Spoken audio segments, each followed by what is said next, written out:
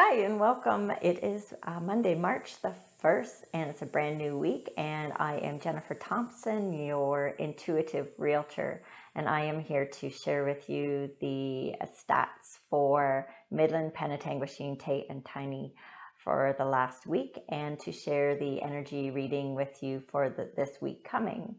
And thank you so much for being here and joining me today.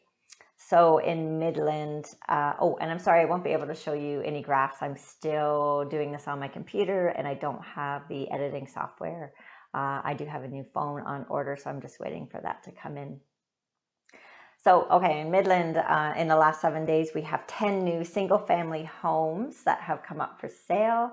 The average list price is $674,227. In Penetanguishene, we have one new listing, and that is listed at $499,865. Tiny Township, we have 14 new listings. The average list price is $857,901. And in Tay Township, we have 8 new listings in the last week, and the average list price is $599,196. And I forgot to mention that these are all single family homes that are detached. So it seems like the spring market is slowly ramping up. There are consistently new listings dripping into the market. We had a few extra last week, a few more this week than we did last week. So it is starting.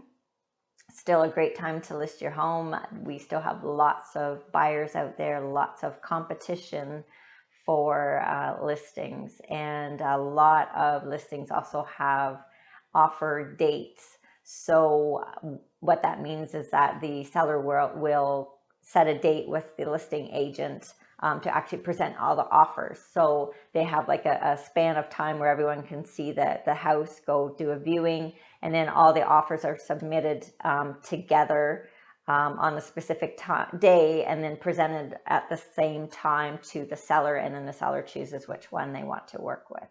So there's been a lot of that happening as well. So yes, lots of competition. All right, so hang in there. I am just going to switch screens here, and we will continue on with the energy reading for the week. Hi, good morning, and I am here to do the energy reading for the week of March 1st. And welcome. Thank you so much for joining me today. I am very grateful that you're here and that I am able to be here to do this. So I'm going to use the Moonology deck. I have the 2 decks that I'm using behind me here. And I'm going to pull first the card just as our message for the week. And we'll see what that one is saying, and if it resonates with you, just sit with it and see what message it might be holding for you.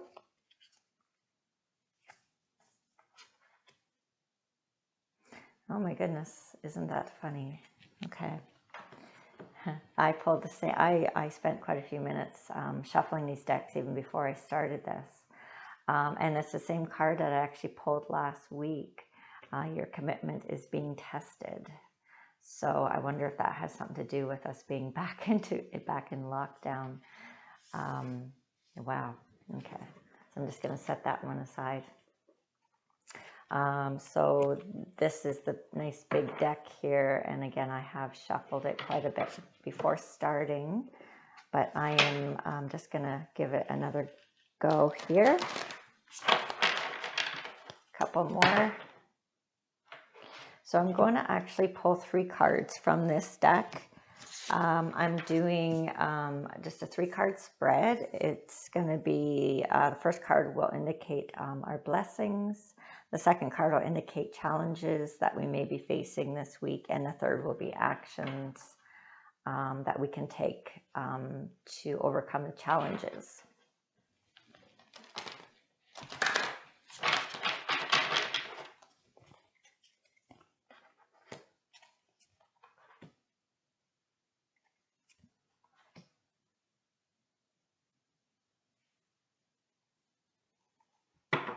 Okay.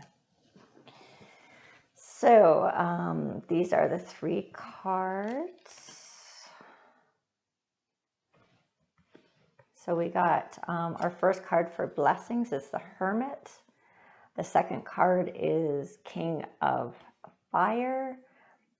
And the third card is Eight of Fire. Lots of fire. So fire is typically wands if you're familiar with the traditional decks. So the Hermit, this is our blessings. So this is about, being thankful for, I think, the time that we've had and this isn't going to fit for everybody, but if it fits for you, this is about the time we've had to reflect, because we haven't been able to go out and do things like we normally would do, to be busy, to do, rather than the be. So we, a lot of us have had the opportunity to been forced to sit and reflect in our own space, in our internal space. So this is, where we come to know ourselves better, challenge ourselves, perhaps, again, go back to making changes in our beliefs, our thoughts, bringing awareness to all that. And and perhaps we've made external changes because of it, made some choices in our lives on the direction that we're going. So those are wonderful blessings. So the Eight of Fire. So this is our challenges. So Eight of Fire is the gathering momentum, celebrating swift changes, travel, and transformation. So yeah, and with such radical changes internally and making decisions, there can sometimes be a challenge with letting go of the old, uh, fears of not knowing where we're going or trusting the process. Part of being human is always facing fears, having fears for things. I'm just going to read what else this says here. Momentum in building as the power of spirit serves to power this transformation. I am traveling to new territories and I am eager to experience all that the lands have to offer. We're not doing too much physical traveling these days, but I have arrived at my destination. Now the adventure of discovery is energizing me. So definitely this is more about internal transformation, especially following the Hermit card, because the Hermit card is a lot about being internal, shutting yourself off from the external world, and doing the internal contemplation. So definitely the challenge card for the week is about allowing the transformation, and I think just trusting that process and not letting fear get in the way. So the action card is the King of Fire. So the King in itself represents the doing, which is perfect for the action card because it is a doing energy. So the King represents the definitive actions, attitudes, and behaviors, the fullness of how the element is expressed in a mature and essential way. So let me just see what it says here. So spiritual influencer, creative, inspired leadership. So when I'm aligned with spirit, I am a powerful leader who inspires others.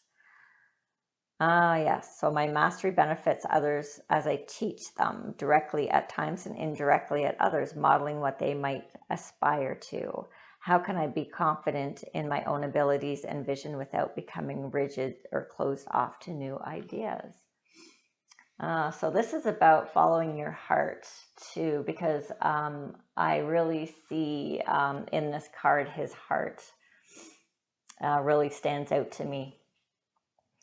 And so this is about following your heart and allowing your light to shine. And in that doing of following your heart, working through the fear that you might be holding in this new path that you're walking, now that you've had the time to do all this, to sit and reflect.